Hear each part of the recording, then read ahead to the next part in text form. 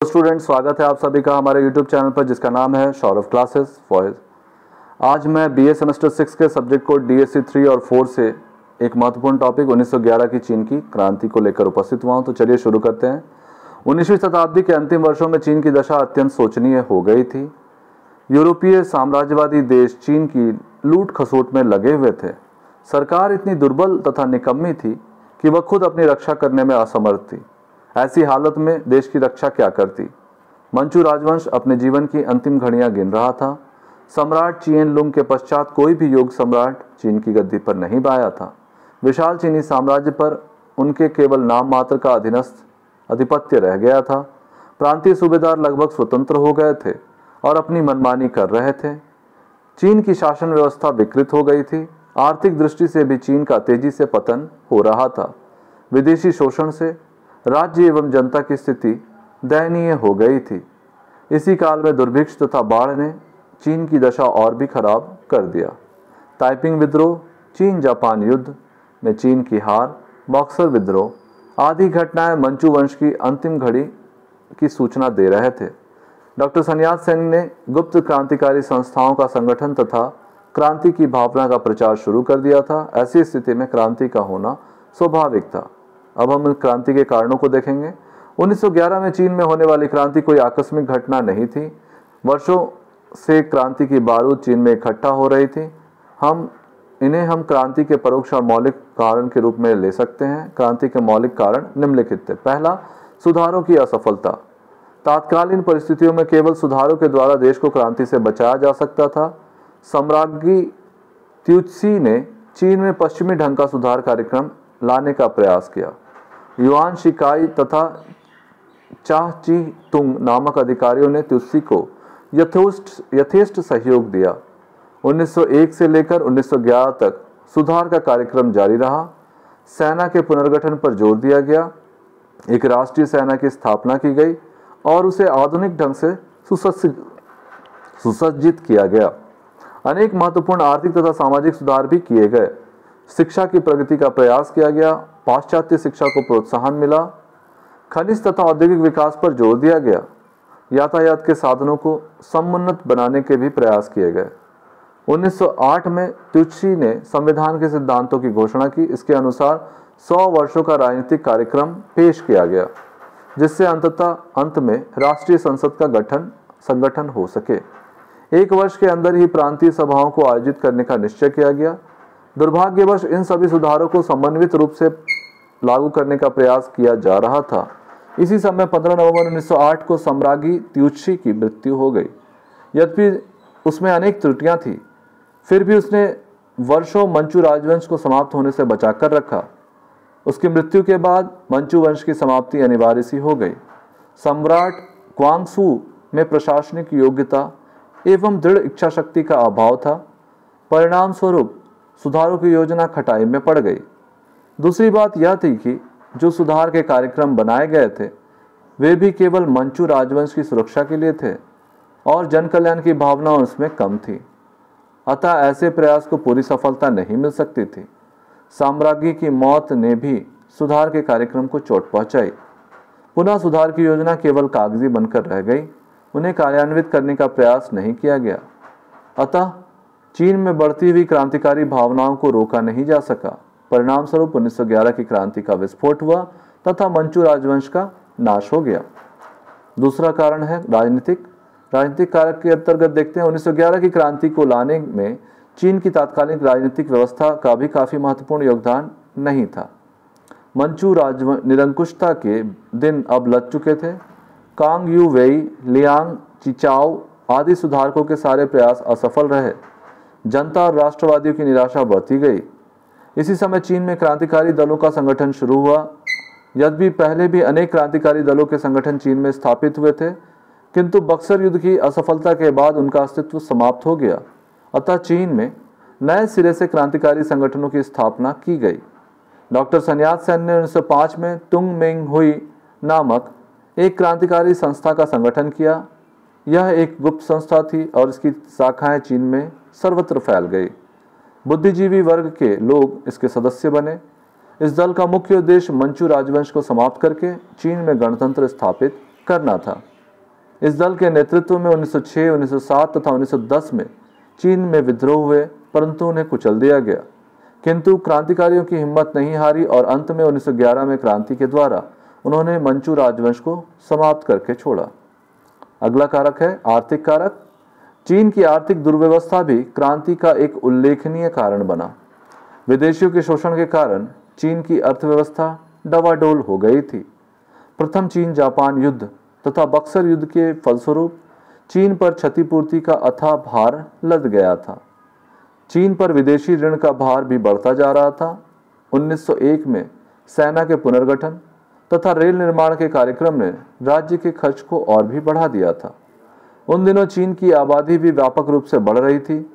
बढ़ती आबादी के समक्ष भोजन की समस्या विकट होती जा रही थी। अतिवृष्टि, अनावृष्टि आदि प्राकृतिक प्रकोपों के कारण देश में अकाल की स्थिति उत्पन्न हो गई थी। 1910-11 में चीन की अनेक नदियों में भयंकर बाढ़ आई। इसके चलते लोगों को काफ़ी नुकसान हुआ।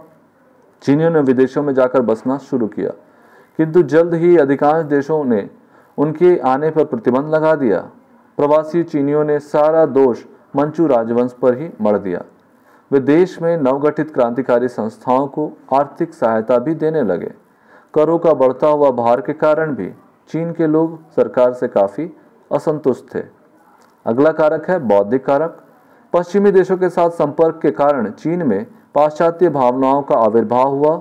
1901 से 1905 के बीच होने वाले सुधारों के चलते चीन में प्राचीन परीक्षा पद्धति का अंत कर दिया गया और चीन में पश्चिमी ढंग की शिक्षा पद्धति का सूत्रपात हुआ। अब राजकीय पदों पर नियुक्ति के लिए आधुनिक शिक्षा का महत्व दिया जाने लगा। चीन के स्कूल तथा कॉलेजों में आधुनिक विषयों की पढ़ाई शुरू की गई। चीन के विद्यार्थी शिक्षा ग्रहण करने के लिए विदेशों में भी जाने लगे। अधिकांश विद्यार्थी जापान में जाकर शिक्षा प्राप्त करते थे। इस तरह चीनियों का संपर्क विदेशों की आधुनिक सभ्यता और नई विचारधाराओं से हुआ। स्वदेश लौटने पर ये विद्यार्थी नए विचारों से ओतप्रोत रहते थे। वे देश में नए सुधारों के पक्षपाती थे। उनमें से अधिकांश को बेकारी का सामना करना पड़ा। अतः क्रांति की भावना का सबसे अधिक प्रचार इन्हीं नवयुवकों के बीच से हुआ। चीन के अनेक विद्यार्थियों ने जापान के क्रांतिकारी संगठन स्थापित कर लिया। इस प्रकार संपूर्ण चीन में बुद्धिजीवी वर्ग के लोग क्रांति की तैयारी में लग गए। यातायात की सुविधा ने तथा उग्रवादी साहित्यिक रचनाओं ने भी क्रांति की भावना का तेजी से प्रचार किया। समाचार पत्र, मैगजीन तथा क्रांतिकारी साहित्य ने देश के कोने कोने में क्रांतिकारियों में चिंगारी पैदा कर दी। ऐसी पत्र पत्रिकाओं में विशेष रूप से public opinion, new people's magazine तथा नेशनल स्पिरिट आदि थी। डॉक्टर सन्यास सेन का पत्र पीपुल्स ट्रिब्यून ने भी इस दिशा में काफ़ी सहयोग दिया। चीन की पत्र पत्रिकाएं जनता में नई भावनाओं का विकास करने तथा प्रजातंत्र की स्थापना के आंदोलन में बड़ा महत्वपूर्ण सिद्ध हुई। अगला कारण है रूस जापान युद्ध का प्रभाव। 1904-05 में जापान तथा रूस के बीच एक महत्वपूर्ण लड़ाई हुई। इस युद्ध में रूस के विरुद्ध जापान की सफलता ने सारे एशिया में एक नई जागृति उत्पन्न कर दी। चीन तो जापान का पड़ोसी देश था। इस घटना से चीन में राष्ट्रीयता की भावना का तेजी से विकास होने लगा। चीन के लोग जापान की तरह सुधार लाकर चीन को एक समृद्ध शक्तिशाली राष्ट्र बनाना चाहते थे। अतः मंचू राजवंश को समाप्त करना अनिवार्य हो गया। अब हम इसके कारणों को, तात्कालिक कारण को देखेंगे। उल्लिखित कारणों के चलते चीन की स्थिति बारूद के उस ढेर की तरह हो गई थी जो केवल चिंगारी के संसर्ग से भयंकर विस्फोट का रूप धारण कर लेती। रेलवे निर्माण को केंद्रीय नीति ने क्रांति को सुलगाने में चिंगारी का काम किया। क्रांति के पहले चीन में रेल मार्ग के निर्माण का कार्य तेजी से चल रहा था। इस काम को यूरोपीय पूंजीपति कर रहे थे, जिसका घातक प्रभाव चीन की आर्थिक जीवन पर पड़ रहा था। अतः चीन की प्रांतीय सरकार स्वयं रेल निर्माण के कार्यों का संपादन करना चाहती थी। 1905 में प्रांतों में अधिकार पुनर्प्राप्ति का आंदोलन शुरू हुआ। आंदोलनकारियों को कुछ लाभ भी हुआ, किंतु शीघ्र ही यह स्पष्ट हो गया कि प्रांतीय सरकारें ऐसे महत्वपूर्ण कार्य को संचालित करने में असमर्थ थी। प्रांतों में धन की कमी थी और रेलवे में निमित्त पूंजी भ्रष्ट अधिकारियों की जेब में चली गई।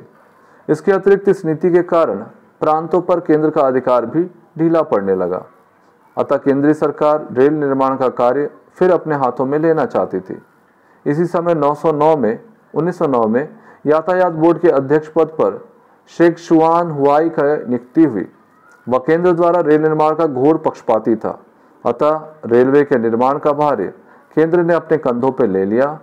केंद्रीय सरकार विदेशों से कर्ज लेकर यह काम पूरा करानी चाहती थी।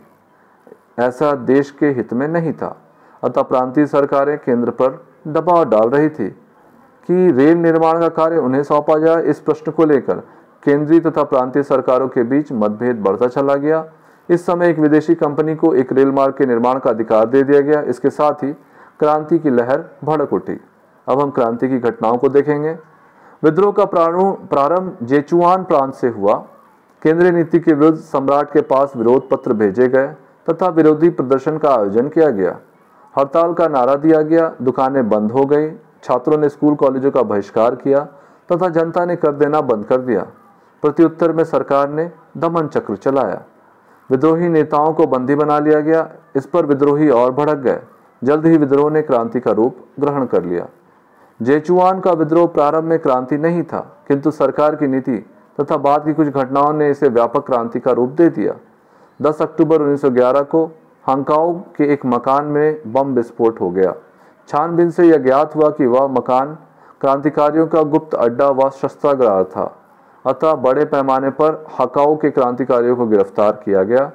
अनेकों को फांसी दे दी गई। कुछ सैनिकों और असैनिक अधिकारियों शक पर गिरफ्तार कर लिए गए।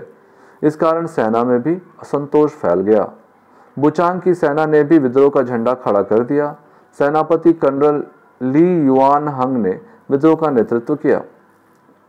अब विद्रोह की अग्नि सारे देश में फैल गई। एक क्रांतिकारी सेना का संगठन किया गया। क्रांतिकारियों ने हेनयांग पर कब्जा कर लिया। इस प्रकार क्रांतिकारी शातुंग, शांसी और चिहली और दक्षिण के अन्य प्रांतों में तेजी से फैल गई। विद्रोही प्रांतों में सुसंगठित क्रांतिकारी सरकार की स्थापना का प्रयास किया गया। शंघाई में एक स्वतंत्र गणतंत्र की संगठन किया गया। क्रांति के विभिन्न केंद्रों से प्रतिनिधि नॉनकिंग में एकत्रित हुए तथा क्रांति का संचालन उन्होंने अपने हाथों में ले लिया। इसी समय दिसंबर 1911 में चीनी क्रांति के मसीहा निर्वासित डॉक्टर सन यात सेन ने चीन में प्रवेश किया। उन्होंने क्रांति का नेतृत्व अपने हाथों में ले लिया। गणतंत्र की स्थापना की घोषणा कर दी। क्रांतिकारी समिति के सदस्यों के द्वारा 29 दिसंबर 1911 को सन यात सेन का गणतंत्र अध्यक्ष निर्वाचित किया गया। 1 जनवरी 1912 को सन यात सेन ने अपना कार्यभार संभाला। मंचू सरकार की जड़ हिल गई। सम्राट ने 22 अक्टूबर 1911 को राष्ट्रीय महासभा का अधिवेशन बुलाया, किंतु इस महासभा ने मंचू राजवंश के स्थायित्व को तनिक भी चिंता न की। उसने क्रांति के दमन की अपेक्षा अपनी मांग पर अधिक जोर दिया। उसने उन पदाधिकारियों को अपदस्थ करने की मांग की जो विदेशियों के समर्थक थे। सम्राट के समक्ष इसे स्वीकार कर लेने के अतिरिक्त कोई दूसरा विकल्प नहीं था। इसके बाद महासभा ने मांग की कि चीन के शासन को वैधानिक रूप से चलाने के लिए एक मंत्रिमंडल का गठन किया जाए और इसमें शाही परिवार का कोई सदस्य न हो। यह मांग भी रखी गई कि देशभक्त कैदियों को जल्द से छोड़ दिया जाए और उन्हें पूरी तरह से क्षमा प्रदान किया जाए। अंतिम मांग थी राष्ट्रीय सभा द्वारा नए संविधान का निर्माण। सम्राट को इन मांगों को मानने के सिवाय और कोई दूसरा चारा नहीं था, अतः 3 नवंबर 1911 को उसने सारी मांगों को स्वीकार कर लिया। विद्रोह के क्रम में युआन शिकाई को क्रांति को दबाने का कार्यभार सौंपा गया। उसने प्रधान सेनापति नियुक्त किया गया और 8 नवंबर 1911 को राष्ट्रीय महासभा ने उसे प्रधानमंत्री भी निर्वाचित कर दिया। इससे अब चीन गणतंत्र की ओर बढ़ने लगा। तो युआन एक योग्य सेनापति था। उसने शीघ्र ही क्रांतिकारियों को अनेक स्थलों पर परास्त किया और हकाऊ पर अधिकार कर लिया, किंतु वह क्रांति को पूरी तरह से कुचलने भी नहीं चाहता था। सच्चाई यह थी कि उसकी इच्छा थी कि सम्राट तथा गणतंत्रवादी दोनों कमजोर पड़ जाएं और शासन सत्ता उसके हाथों में चली जाए। यह क्रांतिकारियों से समझौता कर लेना चाहता था, किंतु उग्र क्रांतिकारियों ने इस तरह के समझौते का विरोध किया। वे चीन में एक प्रजातांत्रिक सरकार का संगठन करना चाहते थे।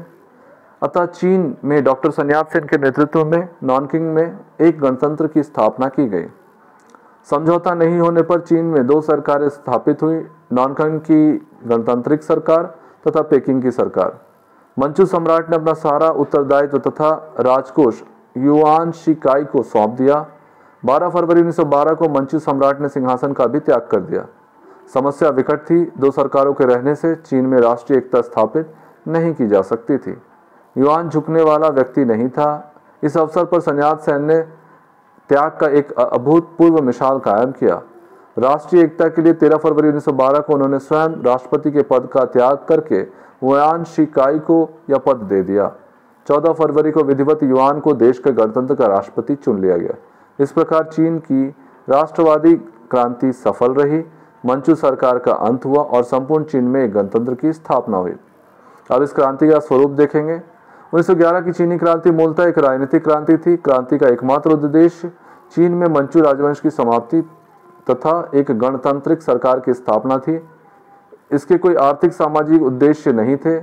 अपने राजनीतिक उद्देश्यों में भी क्रांति पूरी तरह से सफल नहीं कही जा सकती, क्योंकि युआन हृदय से गणतंत्र का विरोधी था। उसके शासनकाल में चीन की प्रतिक्रिया का ही बोलबाला रहा। क्रांति के परिणामों को देखेंगे तो गणतंत्र की स्थापना ने 1911 की क्रांति पर सफलता का मुहर लगाया। डॉक्टर सन्यात सेन ने का सपना साकार हुआ। अब शासन अयोग्य तथा निर्बल मंचू सम्राटों के हाथ से छीन लिया गया तथा जनता के प्रतिनिधियों को शासन का द्वार खुल गया। लोगों में एक नई उत्साह पैदा हुई। लोग चीन के उज्जवल भविष्य के प्रति आशावान हो गए। प्रवासी चीनी लौटने लगे। इस प्रकार 1911 की चीनी क्रांति ने चीन के इतिहास में एक नया अध्याय शुरू किया। किंतु यह समझ लेना भारी भूल होगी कि इसके साथ चीन के दुर्दिन समाप्त हो गए। यद्यपि क्रांति सफल हो गई थी, किंतु शक्ति क्रांतिकारियों के हाथ में नहीं आ पाई। डॉक्टर सन्यात सेन ने क्रांति को सफल बनाने के उद्देश्य से युआन शिकाई के साथ समझौता किया और उसे चीनी गणराज्य का प्रथम उपराष्ट्रपति बना दिया। यह सन्यात सेन की एक बड़ी भूल थी। वस्तुतः युआन एक अत्यंत महत्वाकांक्षी और प्रतिक्रियावादी व्यक्ति सिद्ध हुआ। भविष्य में उसने क्रांति के अस्तित्व को ही समाप्त करने का प्रयास किया।